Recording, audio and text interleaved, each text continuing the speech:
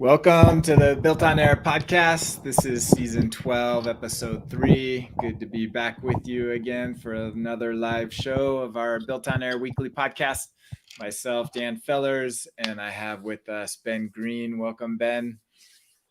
Happy to be here. Excited to share some stuff that we've been doing. Good to have you back on the show. I know you've been on at least one other time, maybe twice. So good to have you back as always. And Camille should be joining us shortly, running a little bit late in LA traffic. So she should be joining us more momentarily. And Ali is out this week. She'll be back with us next week. So with that, let's get started on what we're doing this week. As always, Built on Air podcast is a weekly show.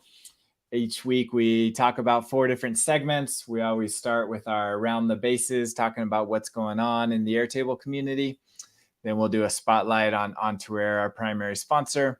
Then Ben will go through 2 segments with us. First one talking about junction tables and how those work and how you can implement those with no code. Then he'll do a segment on creating line items using Airtable automations and no code as well as part of an Automate Create segment. And then a quick shout out to our community at Built on Air. And then finally, Camille will be going through a new interface that she's built on event planning. So that's the show for today. Excited to be with you. And for our Around the Bases, talking about what's going on in the Airtable communities. A little pretty quiet week. Wasn't a whole lot of activity. We were waiting and hoping for the announcement about the Interface Designer contest. Those are not yet live. We did learn last week that they did send out notifications to those who submitted entries, but they haven't announced them yet. So we were hoping to have some cool interfaces that we could look at today, but hopefully next week. I think we've said that a week or 2 now, but they must be deciding between some good ones. Did you submit, Ben?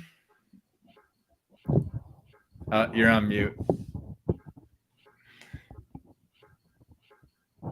Yeah, still can't hear you.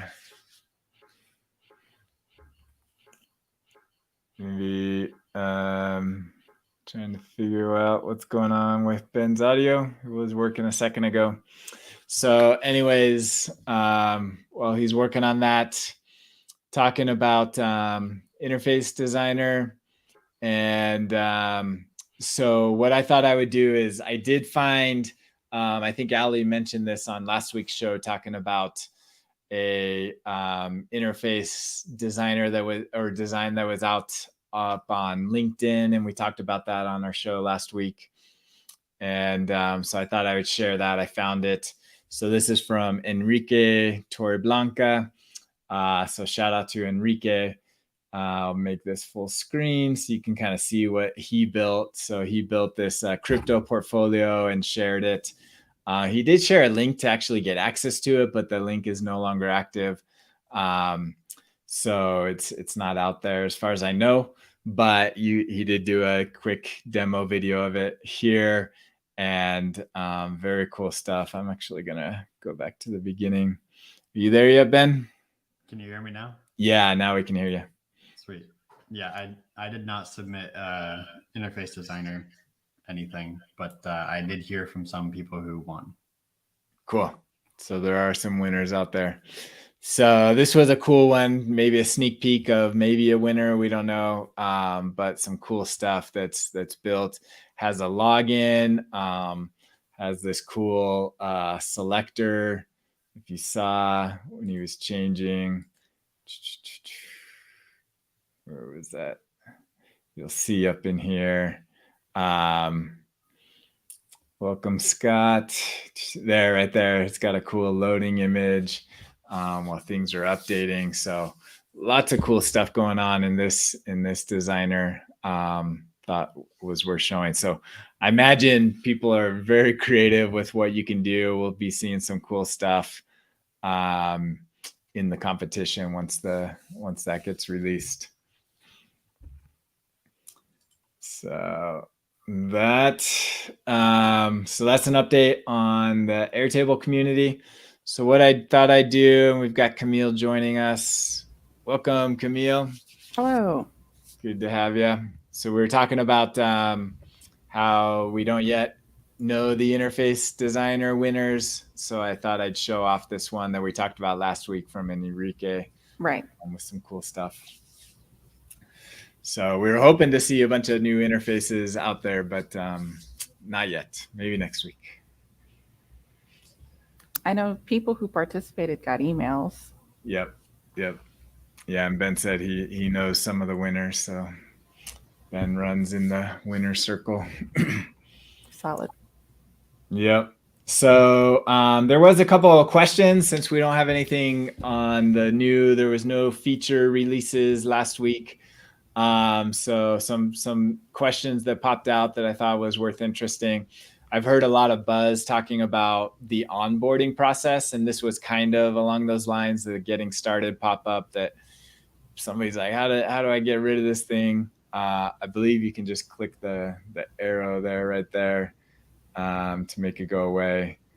But maybe it's not going away for them. But it kind of, I know other people were asking about the onboarding and saying if you're a brand new user and like not just being added to an existing base, but if you're coming in fresh to Airtable, the onboarding process is like very onerous and you can't skip out of it. And so I haven't been through that.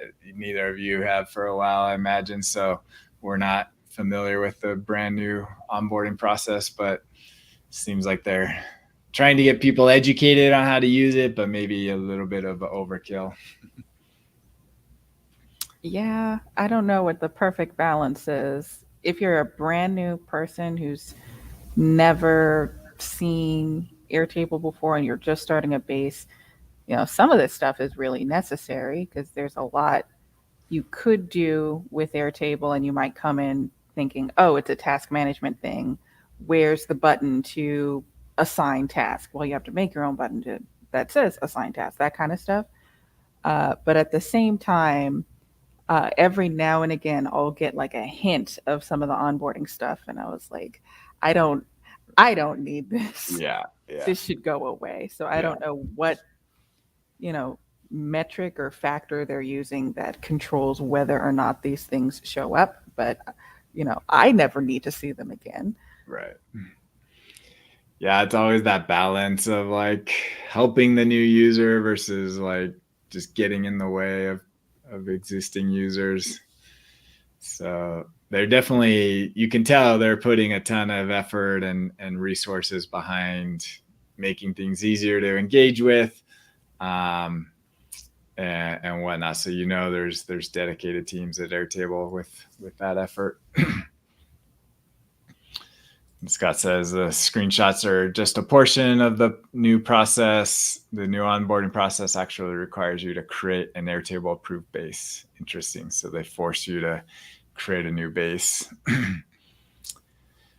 So yeah, maybe there's a way to skip through that for new users. All right, here's another one that just came up today. Actually, I saw this, thought in honor of Ben, likes to look at code, I know. So requests dealing with batch size limits, although this is a little bit misleading. So because I thought, oh, maybe they updated the batch limit when you're performing a batch update within a script. But I think the limit is still down in here. The limit is still 50. Is that right, Camille? I believe it is still 50. Yeah. So what they're talking about is up in here where they've got the asterisks, and it's if you pass in a list of record IDs, the limit is 100 record IDs that you can query for with the IDs. And I don't know if I even knew that limit. So I thought it was worth pointing out. So I didn't know that either. Seems odd. Yeah. I mean, I guess what this person can do is just query all the records, which would be more intensive on their system, and then filter down to the records that include the ones that were used for the trigger. I assume, where are they coming from? I guess input config. So this is an automation. So this is input config trigger records. So yeah, they must be maybe from the find records or something. Well, that itself has a limit of 100. So so maybe that's where the limitation's coming from. does it return clean records, or is it like an array inside of an array? You know what I mean? Or an array inside of an object? Yeah, I don't know. But I was thinking if they do get more than 100, you could create batches and do this select in batches of 100. Sure. So that's similar to what they're doing here with this batching, something like that. So those would be my workarounds for that. But yeah, I always like to know where the limitations are and what the limits are on things. Anyways, we'll move on. We'll move on to the built on air community. This actually, I guess, was a new feature that's starting to pop up. I don't know if either of you have seen this. I have seen this in one base. So there's now an option to send an email when this field changes. So this is on the field dropdown. And I believe what it does, Russell, when will this email send? So they have kind of like this UI that pops up, and then it creates an automation for you, I believe, right? Yeah. Yep. Yeah. So there you see the steps.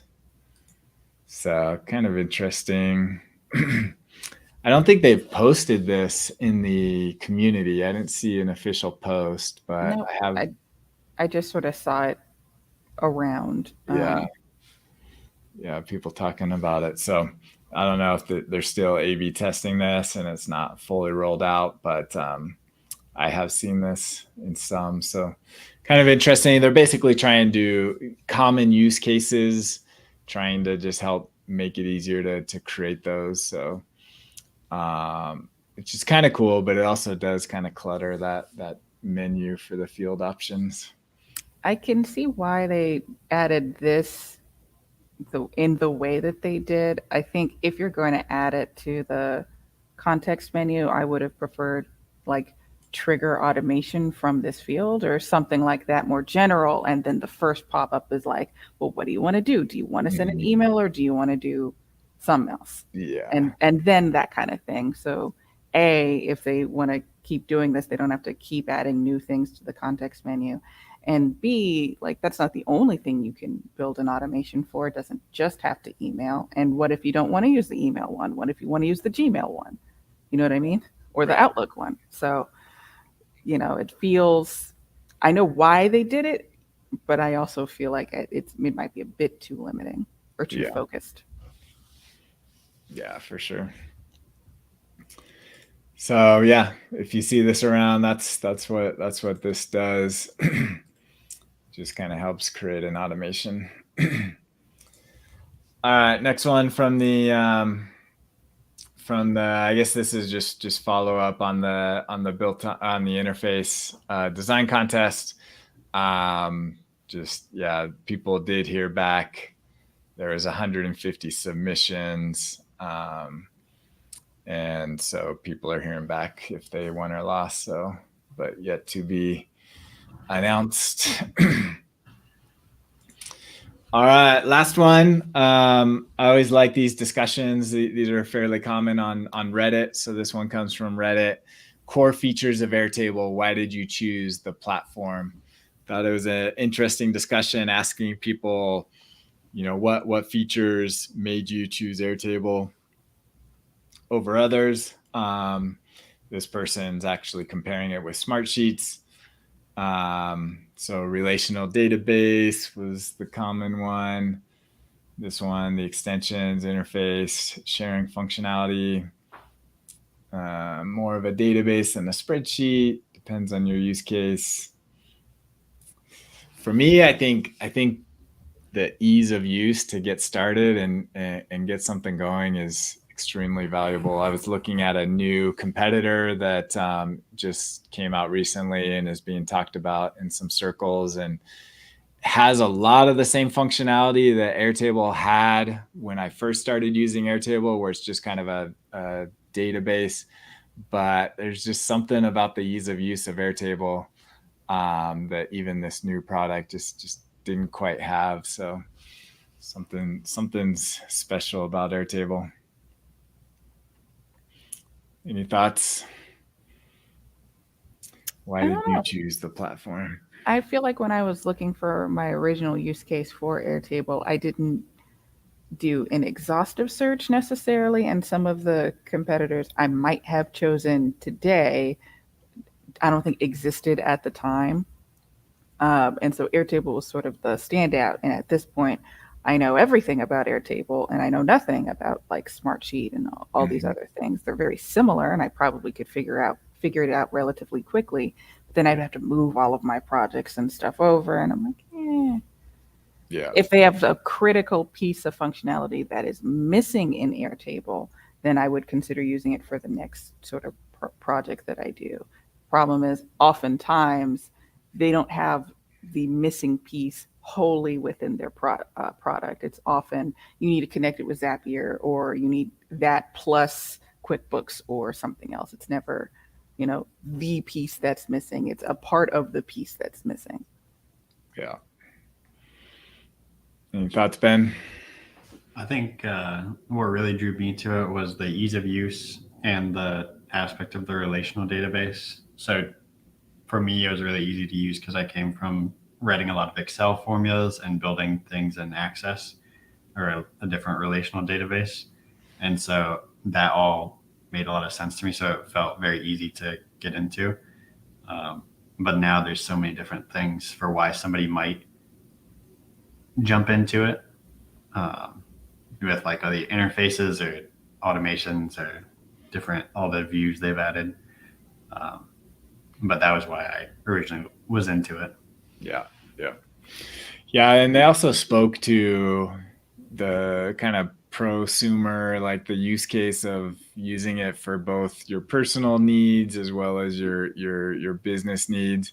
These competitors like Smartsheets, like they don't have a free tier, and so you're not going to be using it to manage your household or things like that. So I think there is value and hopefully Airtable recognizes that value for new people coming in. So something to be said for that. All right, so that kind of wraps up relatively quiet week on the community front. Everybody kind of head down, getting work done. So maybe next week we'll see some new features pushed out by Airtable. Because usually every week there's new functionality. I guess that send automation was new this week. So let's move on to Onto Air, our primary sponsor. It's an all-in-one toolkit to run your business on Airtable. It's a suite of apps that do a variety of different functions. If you're running your business in Airtable, you likely will need to use one of the tools available to Airtable from Onto Air. Check us out at ontoair.com and all the apps that we have. As you are likely aware, if you've been watching the show for the last couple of weeks, we have been talking about our new upcoming release of our Forms product. We are now taking requests for customers of Onto Air to get access to our beta release of Onto Air. So this week, if you are a customer and have expressed interest in the past, you'll likely be getting an email, and we'll start to roll this out to individual users. So excited for that. We are now have it available on our live site. So very, very excited. Lots of time and energy went into this. I wanted to just kind of showcase some of the unique functionality that we have within our forms. By being experts in Airtable, we know the ins and outs of what is needed for Forms users. one of the common requests that we had with our previous version of forms, which was an integration into JotForm, was the ability to filter linked records by some dynamic functionality, whether that be another field in the form or a URL parameter. So just quickly wanted to showcase how we can do that. So if you are on a linked record field and you want to filter that, we have our filter configuration. You can filter the records that are available to select based off of a view. So that's an easy way to filter what comes back in that. Or you can specify field dependency. So you can specify multiple fields. So you can actually have multiple fields that must be criteria that must be met within your form. And then you can configure each of those fields independently. They can be an exact match or contains or not contains, and you specify which field, the value you want to compare those with in the form, whether it's case sensitive. So you can have any of the fields within your linked table can be used. You can also use this dynamic URL filter, which means you can pass in filters in the URL that will dynamically determine which records can be selected in the linked record field. So you can specify this is the URL parameter that you would use to pass in, and this is the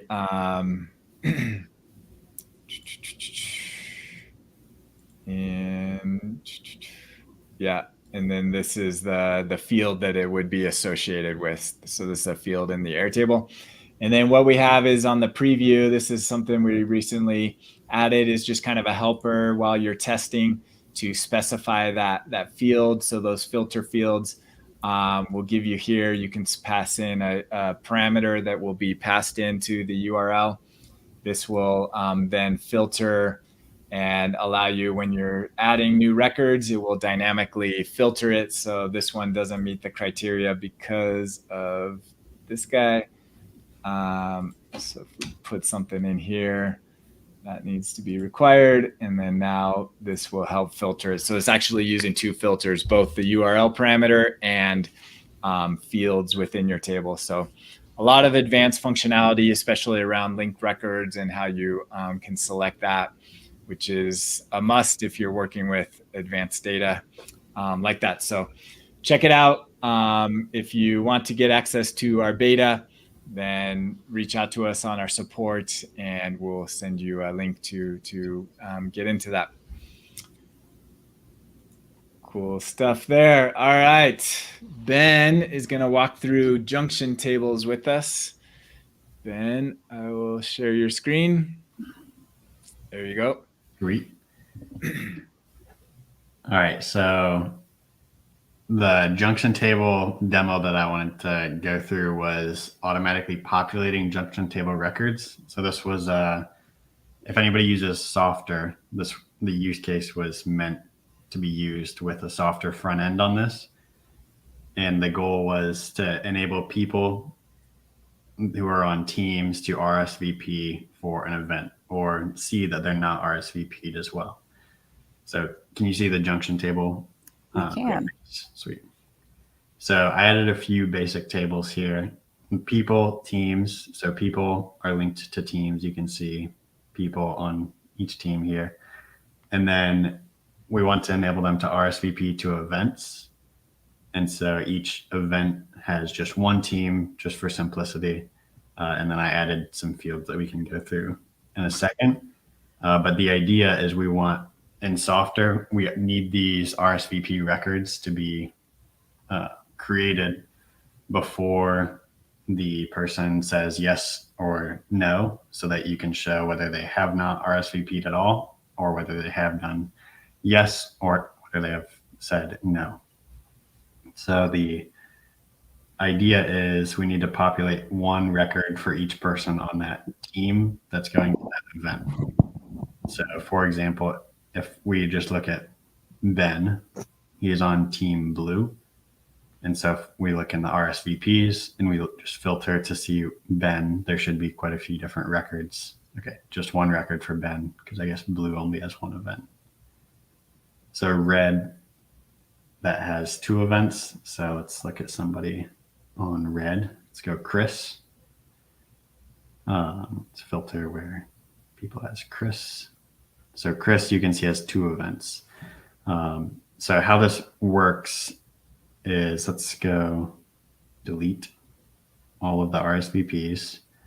Then if we go to the events, as you add in new teams to these events, it should automatically populate them.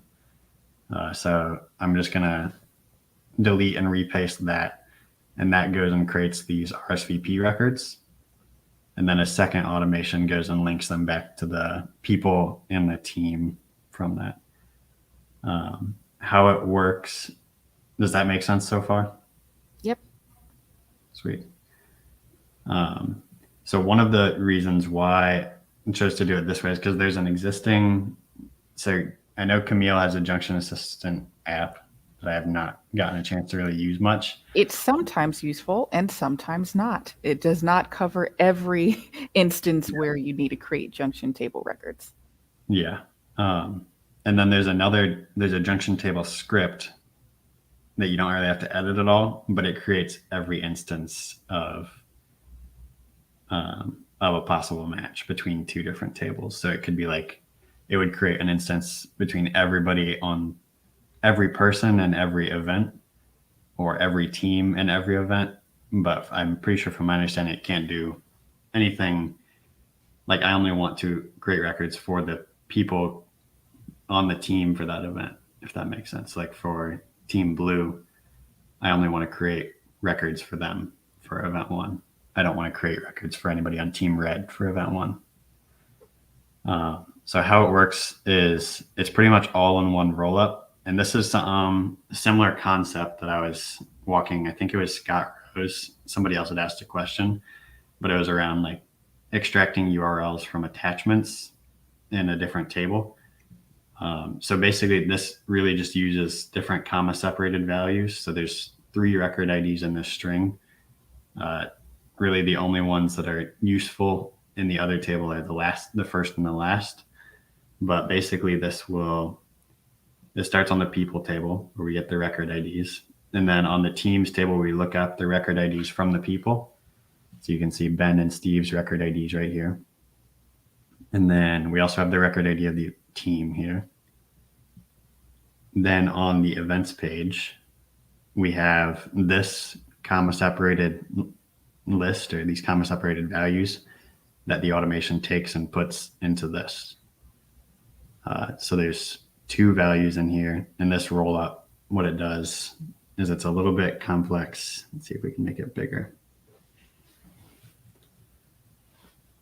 But it basically substitutes the commas in the array join formula with things around before the commas, and then for the last value that does not automatically come in with a comma, it adds in more like text to it, basically, to get each one to have 3 record IDs. The first one, I'm pretty sure, is from the people.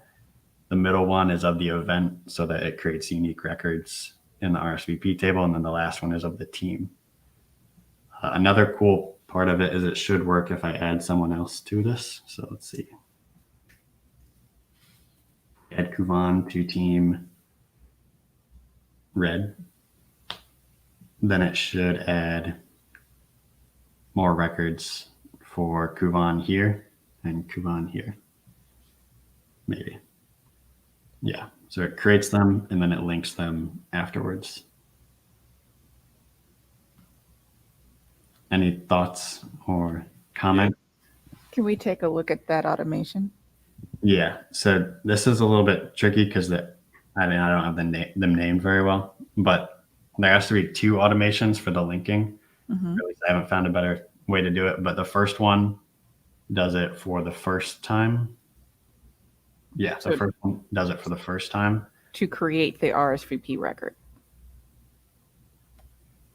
Oh, well, yeah. Yeah, so there's 2 automations in general, but just for creating them in the first place. There's two automations that creates it, because I've found a lot of times, like one of them is when a record is updated, and I just choose that field where it has the record ID string, but it doesn't usually trigger on the first time. So I have a different automation that does it for the first time, just as soon as the team field is not empty. Interesting. So this one just puts those comma separated values in the linked record, and that's the same thing that this one does. The second automation is on that RSVP table that I think Camille was just referencing, and that one links it back to the people and links it back to the teams, because we have the record IDs extracted here just with simple text formulas from this first field. So it doesn't look very pretty here, but it functions how it needs to in a front end, because all they really need to see is whether or not the status is empty, or they've said yes or they've said no, and then they can update this through the front end. But the name has to be the combination to match. Is that right? What do you mean? The name has to be those record IDs in the RSVP. Yeah, so like whoever's logged in is on the people table, and they can only see records that they're linked to. Right. Like when Kuvan logs in. But is the magic, like, could you rename could you use something different for the RSVP name, or it has to be those? You might be able to do it once everything is done. Your second automation is taking your formula fields and pasting them into your people and teams link field. After that's done, you probably don't need all the record IDs in the name field anymore. So that could be. Yeah.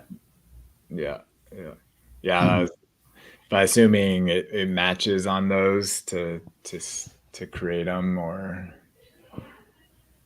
so because we use record IDs here, then when you add somebody new to the team, it still goes and pastes. It just adds like a new person down here. Mm-hmm. But because these still match is why, like if we were to change that first field, it would keep creating new records if we went back and changed it.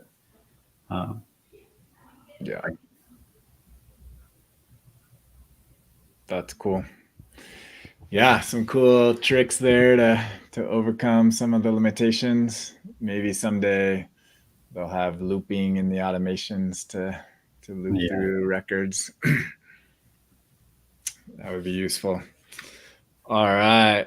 Thank you, Ben, for segment 1. We're going to keep going and talk a little bit similar, automate create, talking about line items, common scenario and use case. Ben's going to walk us through that as well. Get your screen ready, Ben. Sweet. All right. So I'm going to start off this one by prefacing, I hope that I do not look like this. But I've tested this quite a few different times. I've built it for a few clients now, and it should work today.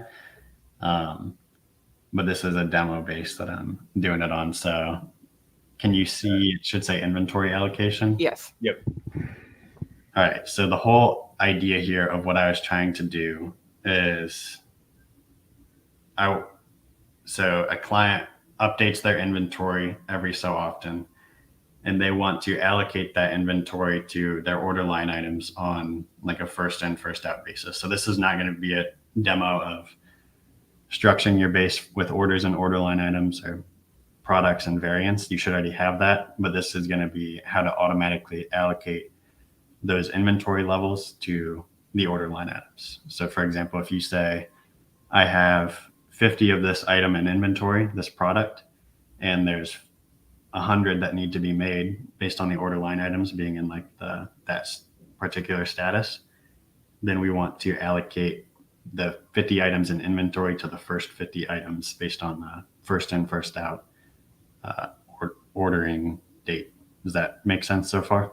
It makes sense to me. So you have a series of items in your inventory, and people are ordering things from your business. And to get rid of your inventory, you want to allocate the pieces of inventory that were first logged. not the brand new stuff. You want to get rid of the old stuff first. Yep. Okay.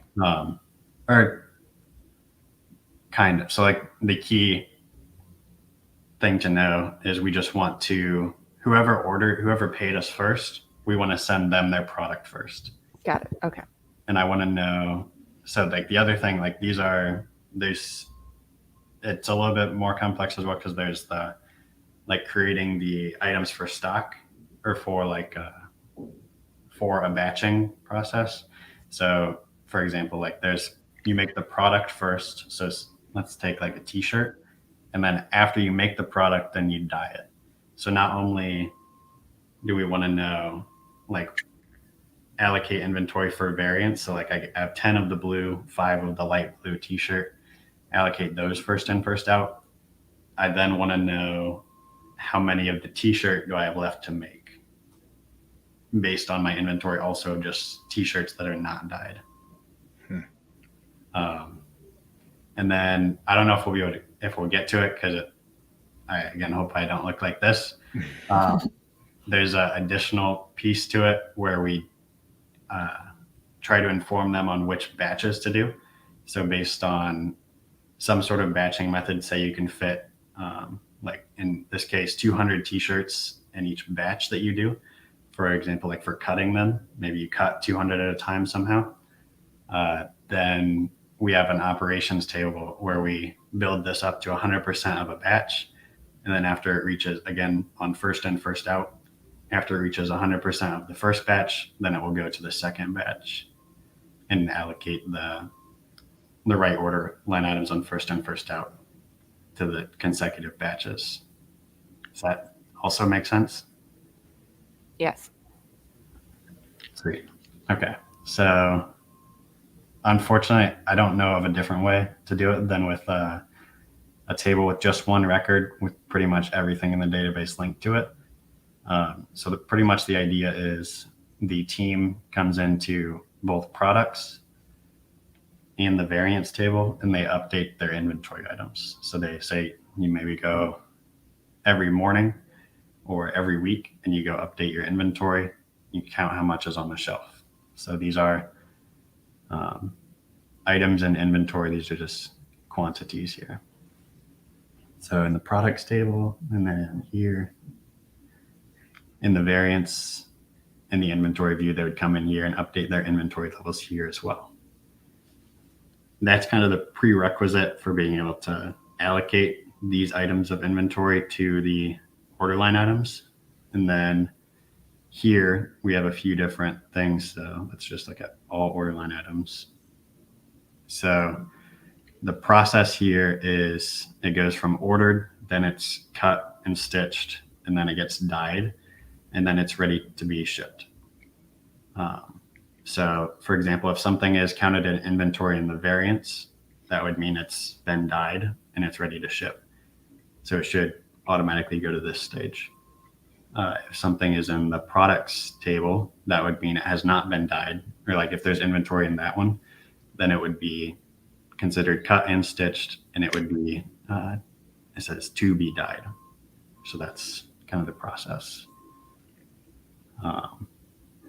So once you do your inventory, how it works is, and I haven't fully made this simpler yet, but uncheck that, and then all you have to do is check this box. And the first thing it's going to go do is unallocate everything. So it's going to bring this down to 0, which means that it's going to, let's see. It's going to move everything that did not end up getting shipped. So let's see at the bottom, maybe. So everything that did not get marked as complete, picked up, or archived, it's going to move that back to the first status. That way we can start fresh with first in, first out for that week. And then it's also going to unallocate things to the cut inventory or the final inventory. Final inventory means it's been dyed. Cut inventory means it's It needs to be dyed. Yeah, you got it.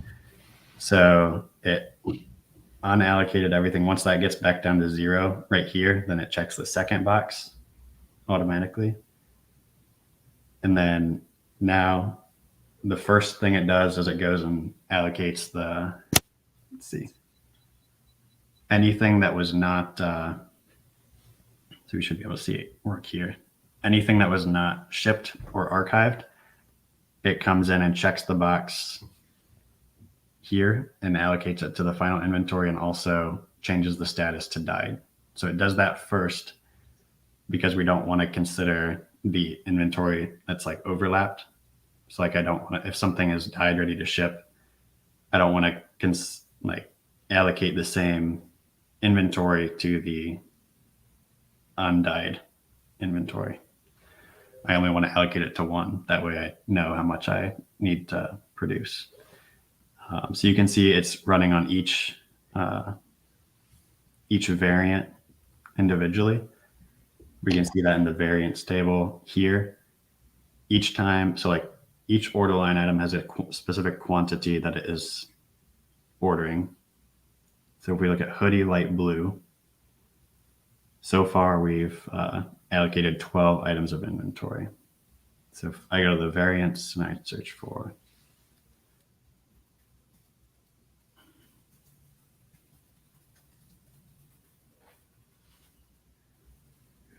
I think that one must be done with inventory allocation, but basically we could go to any different variant and we could see the inventory that we had allocated to it. And then for each product or each order line item that it runs through, it takes down that inventory by the quantity. So I think it's actually up here at the beginning. So you can see we originally had 10 items in inventory, and then it looks like 5 got allocated because there's 5 left for allocation. And then this would say if there was a next record for allocation, it would subtract that here. And this is the value that would get override this once it's been allocated. So once it does all of the variants for that given product. So like, for example, once it gets to all of the hoodies all the colors of hoodies have been completed, then it moves and does the inventory for the hoodies that have not yet been dyed and moves those. So you can see this working here. This should soon be 183. But it keeps based on first in, first out. Like now, because it's to the hoodies in here, it would make more sense to look at it from group by product. If we just keep watching it, hopefully if it works, it should check this one next. Yeah, there it is. And then it should check this one after that. So basically it's just using a series of roll-ups to figure out what's the minimum date of the order line item that has not yet been allocated to either inventory for the products. And then it keeps going down.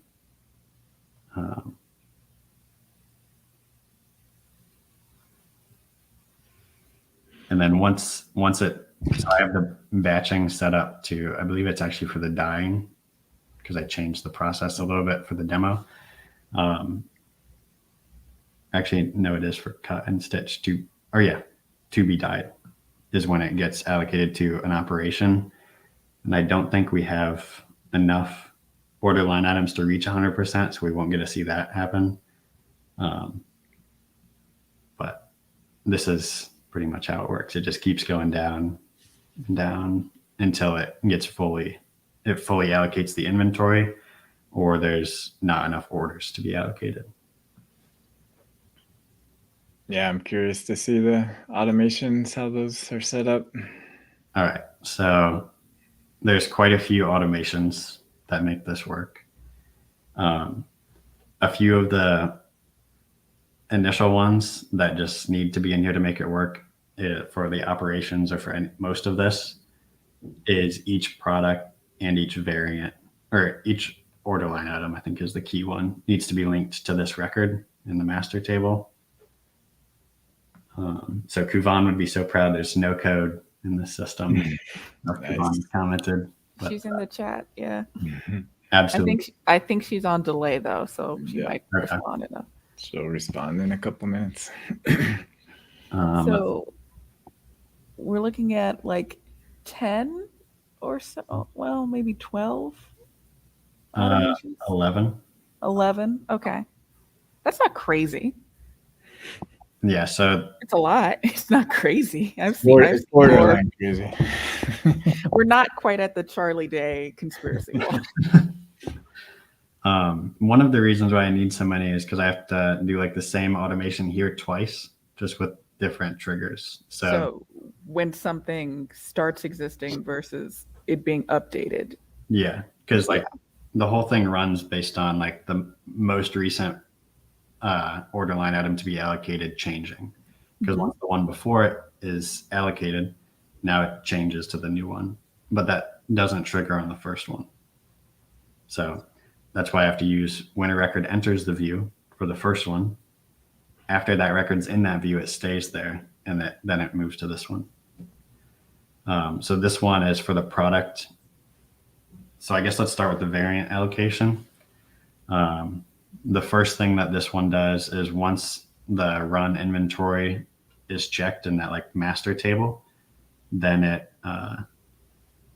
takes the value in the inventory that was like set by the team, and it puts it in the allocation inventory remaining as like a starting point. And then 2 and 3 are basically the same ones, just with those triggers. So this is where it actually allocates the inventory. So it's going to say when a record enters this view, which is in the variance table. And so this one says it'll only let it allocate if it's not going to dip into a negative inventory, because we can't over allocate inventory. So that's the first thing it does. The second thing this one looks for is that box was checked in the master table with the automation, the second checkbox. And then the third thing that this checks is that there is indeed inventory remaining to be allocated as well. And then what that's going to do is it's going to first update the inventory to what the next inventory level will be. And I messed this up at first when I first did this because I had this second, and it would run the next one first, and then it would mess everything up. So this order matters here, that it first puts the next quantity in the current available quantity. And then the next thing is it updates the next record to be dyed, ready to ship, and allocates it to the final inventory. So Ben, we're probably maybe one more cool feature to share, the automation or something. Right. Is there any questions that you guys are curious about how it allocates, or? I think I get the allocation. Would you, for your master table, it's controlled by clicking those checkboxes. Would you like, I guess you could use an interface button that just sets record values to check these boxes or to uncheck them to sort of restart it? Yeah, that could definitely be done from an interface, make it look a little bit better.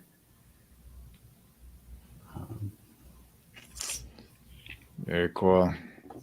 Yeah, that's amazing. So there's a lot to digest here. We probably only scratched the surface of everything going on here. Cool stuff. While Camille's getting ready, we'll talk a little bit more, Ben, about what you've got going on.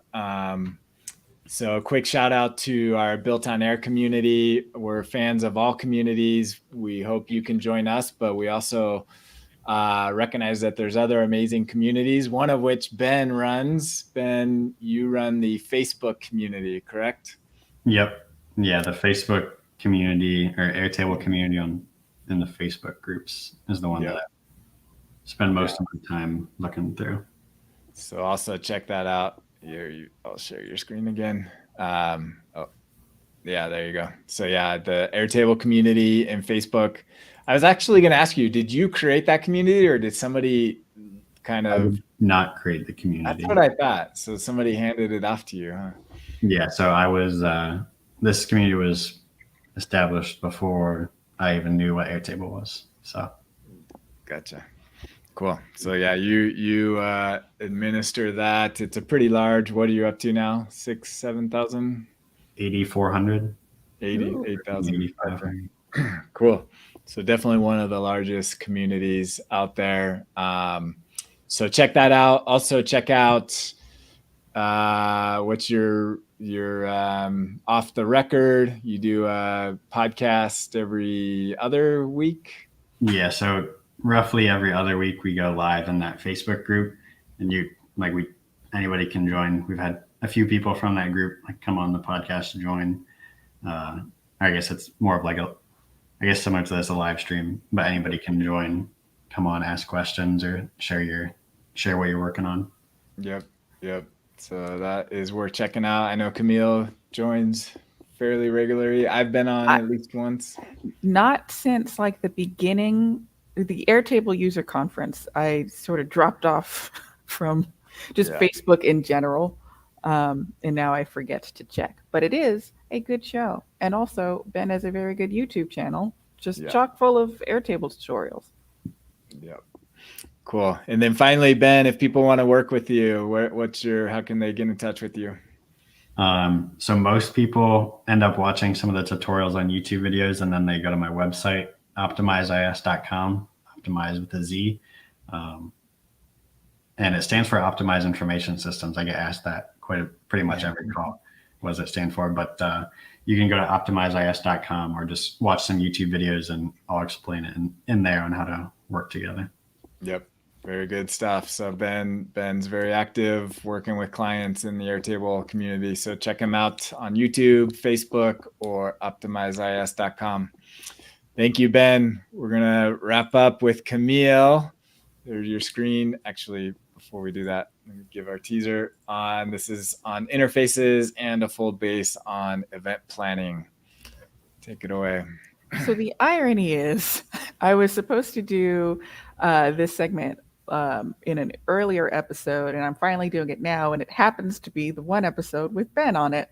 This is loosely inspired by a use case that Ben and I both worked on a project for a client who were in some fashion event planners. And that project involved me making a custom app, but I went through a phase after the interface designer contest ended where I just started making a whole bunch of interfaces. And I asked, could I build some of what I made in a custom app with an interface? And the answer was yes. There are some things that it doesn't do that my app did, but it does do sort of the beginning bits, and I'll sort of go over it.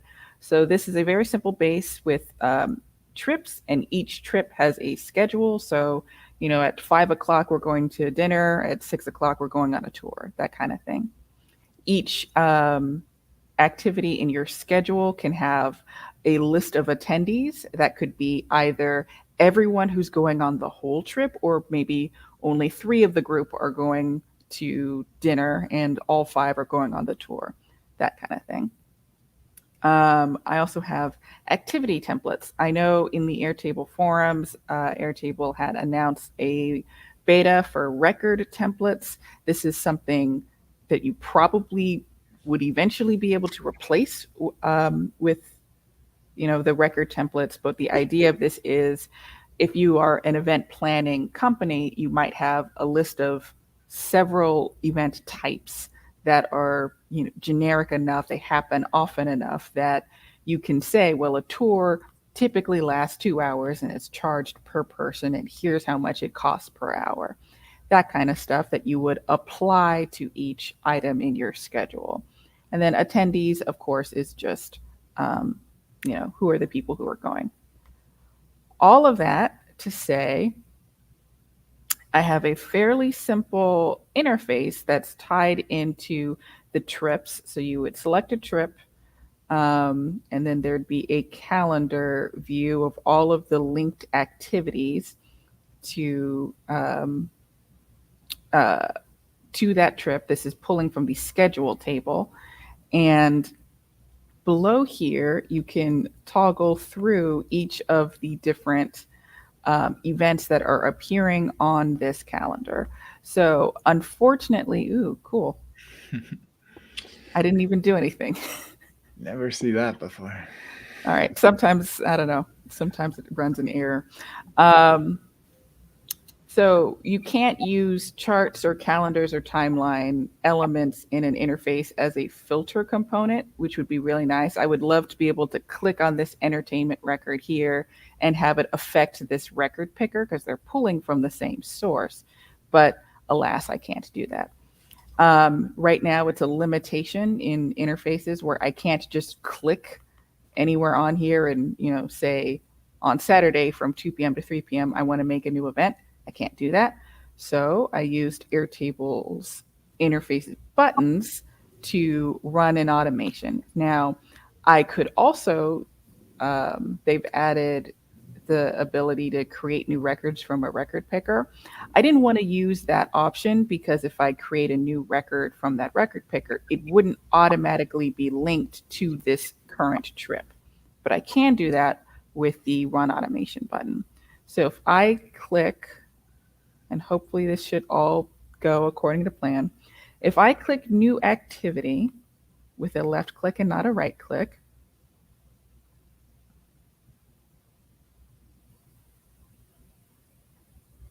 I don't know if it happened. It said started, right? Yes, but did it complete? There we go. Oh, no. No. Okay, so it did happen. It just needed to refresh. I have in my trips table, I've rolled up what is the latest end time for my linked activities. And what my automation is doing is it's finding that latest end time and making that the start time for this new event. So this thing is the last event I had scheduled. It ended at 3. So create a new event that starts at 3. It's basically what it's doing. Well, now I have to go and find that record. It's this one. And then I can start to fill out this scheduled activity. So I'm going to use just a record picker and assign it one of my activity templates. Let's say we're going dining at a restaurant. What it's going to do is take the default event duration from that template and then give it a defined end time based on that. That is a second automation that just ran, and you'll see that this event has updated a little bit. I can add just a name for where we're eating at. That would also update there. It'll eventually update the name of the record. And like I said, there are attendees that go to the trip as a whole and attendees that go to each individual event. I can add them one by one, or I can save myself time with another automation run from a button that's taking a lookup of all of the people who are linked to the trip and pasting it into the attendees for this record. Well, if I know that my friend isn't going, I can just remove her from this list. And now it's just me going to dinner. If I didn't want to do that, I could click this button again and it should put her back in there. This is far more useful when you have more than 2 people going on a trip, but you sort of get the idea. And then you would just sort of continue on. You've planned this event and you're going to, so I'll do that one more time just to demonstrate. Here's that new event, but let's say we're at the end of the day and I don't want to do that anymore. I should be able, yes, to use this calendar of component and just move it to 11 a.m. And now selecting the event. This is the annoying bit for using interfaces versus, a different solution. Let's say now I want to go on a tour. It should run again and give it its end time.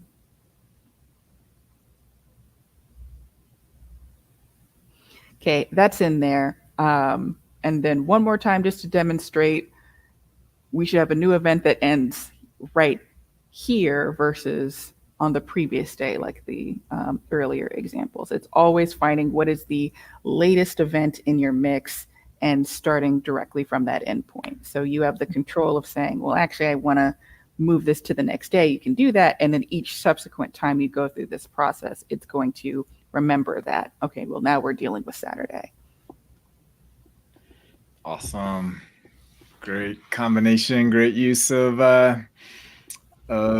activities and automations and interfaces. Very cool stuff. Thank you for sharing that, Camille. Mhm. We had Ben had to jump off for another appointment, but very cool stuff to share, Camille. And yeah, I wish that would have gone in the competition, the contest. No, I don't need any more Airtable socks. It's fine. I forgot to. There was somebody on Twitter posted like what they got for entering. I don't think I saw socks. They had other cool stuff that might be worth getting. Well, what's the point? I've said it before. I'm in it for the fashion. Yeah, very, very true. Cool. Well, that concludes our show for today. Thanks again to Ben Green for joining us, and Camille, as always, good to have you. And we look forward to seeing you all next week and see what you are building on air. Take care.